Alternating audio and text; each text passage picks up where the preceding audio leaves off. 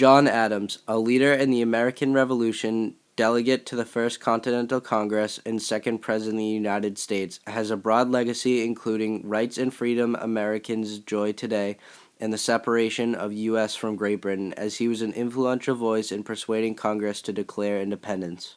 John Adams was born October 30th, 1735 in Braintree, Massachusetts, just south of Boston, to Susanna Boylston, who came from a leading family of merchants and doctors, and John Adams Sr., who was a local farmer and deacon for the first parish of Braintree. John had two siblings, Elihu Adams and Peter Adams.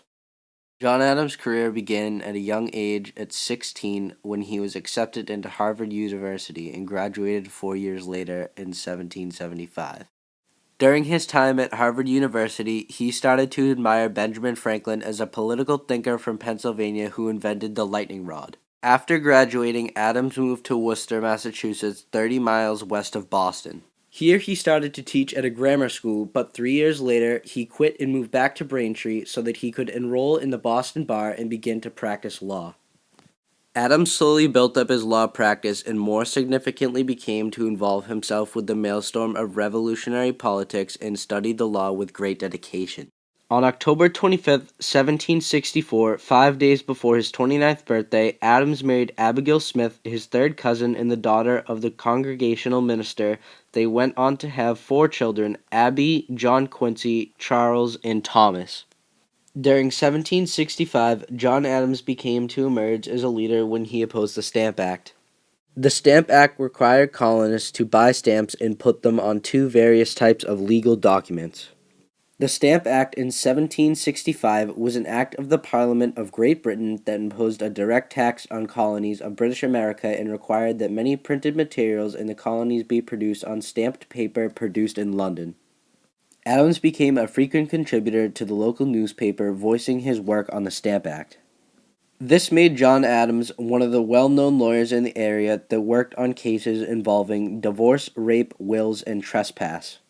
Adams' most notable case was in 1770 when he defended the British soldiers involved in the Boston Massacre. The Boston Massacre, known as the Incident on King Street by the British, was an incident on March 5, 1770, in which British Army soldiers killed 5 male civilians and injured 6 others. Even though he disagreed with British politics, he wanted to ensure the British soldiers got a fair trial. In 1774, John Adams was sent by Massachusetts to be a delegate to the First Continental Congress. The Continental Congress was a convention of delegates called together from the 13 colonies that became the governing body of the United States during the American Revolution. The American Revolution was a political battle that took place between 1765 and 1783, during which rebels in the 13 colonies rejected monarchy and aristocracy of the British government and overthrew the authority of Britain. The American Revolution was a result of a series of social-political transformations in American society. Starting in 1765, the Americans rejected the authority of British Parliament to tax them. Protests continued to escalate as the Boston Tea Party of 1773, and the British responded by imposing punitive laws, the Coercive Acts, on Massachusetts in 1774. The other colonies rallied behind Massachusetts and set up a Congress to take charge.